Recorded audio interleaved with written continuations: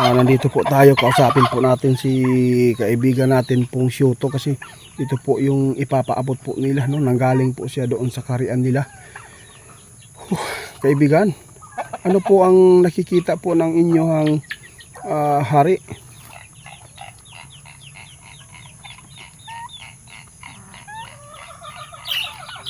Naku po, mayroon naman pong mga plano na hindi naman po ito maganda sa bansa natin, guys. Ano po yan, kaibigan? Ito po yung nakikita ninyo. Sabi po nila, guys, kung patuloy po na dumadagsa po yung tao doon sa EDSA, mayroon po talaga na mangyayari po na mga kaguluhan kung mayroon po magrurumentado doon dahil po sa mga pagsuporta sa bawat isa. Ano po ang maganda po ipapaabot natin dito?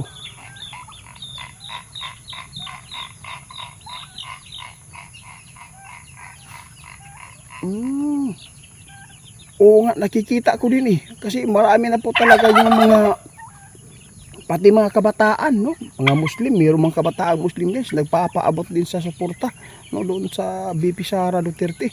Grabe talaga, mayroon po sa kabila. Mayroon pong nagbabanta kung mayroong gumagalaw po kay Vice President. Basta mananagot po daw talaga. Kaya hindi ko na talaga nakikita, no, kung ano po talaga yung mabuti nilang gawin sana. Hindi ko talaga nakikita yung mga ipinapaabot nila na mabuti. Puro na lang mga pangbabato, pang tutuligsa, at saka ang delikado po talaga dito, guys, ang nakikita nilang hari nila kung patuloy po na dumadami po doon sa EDSA. Ngayon, mayroon talagang mangyayaring problema. Baka po mag unay-unay pa diya ba, kaibigan? Oo nga, may mga pulis doon nga. Ang problema lang dito, kung mayroon mga matitikas po na mga pumupunta doon, baka po magkasubukan sila ba. Yun po ang nakikita po niyo talaga.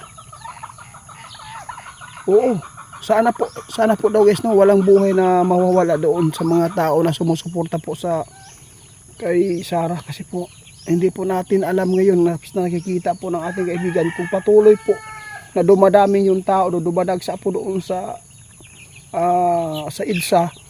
Ito po yung nakikita nila na baka mayroong magrumentado, nakakampi po doon sa kabila. Dapat po talaga mag-ingat kung sino man ang mga tao dyan na gusto pang pumunta po sa EDSA para mag-i-support sa ating Vice President, no? Ito lang po ang ipapaabot ni kaibigan.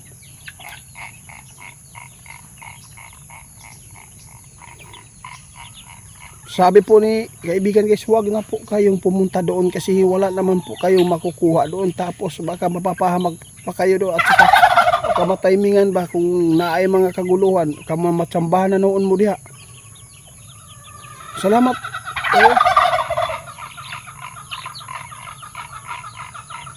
Oo nga, yan po mga katanungan nila. Kasi po, bakit po daw si BBM ngayon ay umatras daw, no? Umurong. Kasi po, nakikita po ang mga tao, siguro, totoo siguro yung mga ibinabato sa kanya. Bakit po hindi po diya na ano sila sa Sara daw, hindi po na kasuhan, hindi po na impeach, at saka hindi po talaga na dutlan ba kung unsa man ang gusto unta mahitabo nila Romualdez. Unsa man yung kaibigan, naagyo sila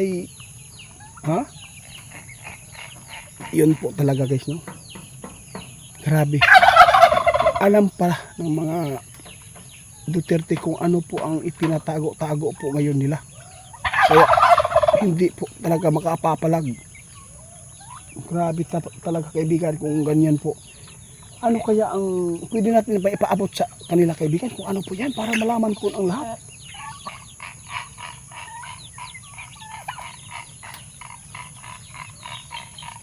Sige po, okay lang po yan. Sige lang, at least na nalaman ko.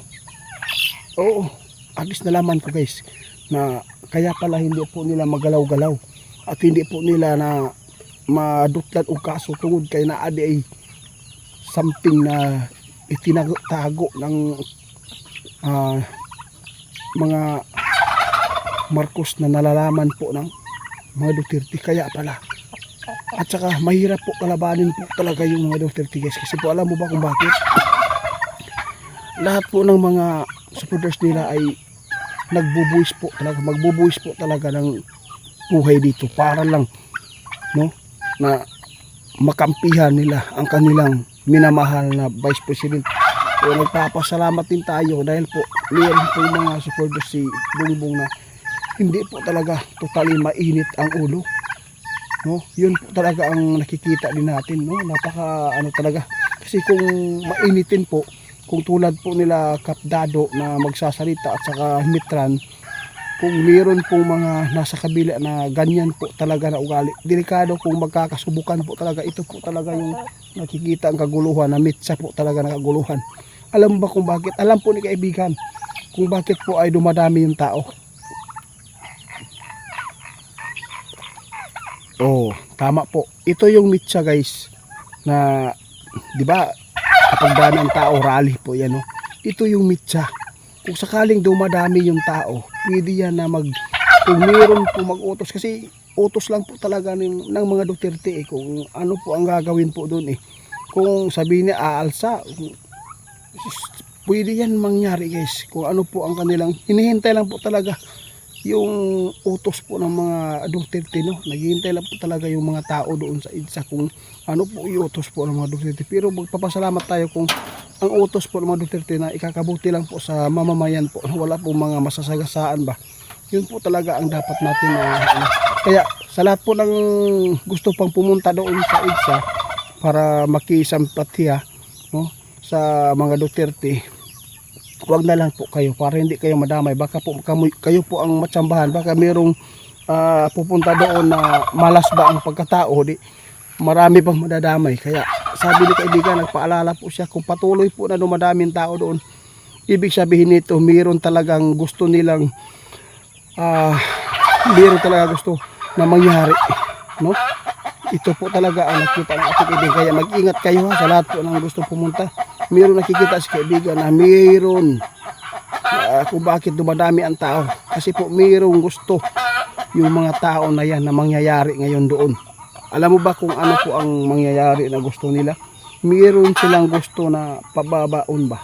Yun na ang akong nakita. Pero magtiis na lang tayo kasi matagal-tagal pa yun. 2028 pa yata yung president, no? Ilang year pa, mag-4 pa siguro. Oo nga, kaya magtiis na lang tayo, mag-ingat na lang, no? Basta kung ano man po ang makikita natin ngayon na ikakabuti, yun po talaga susundin natin. Kung ikakasama, huwag po natin gawin para wala po mangyayari masama.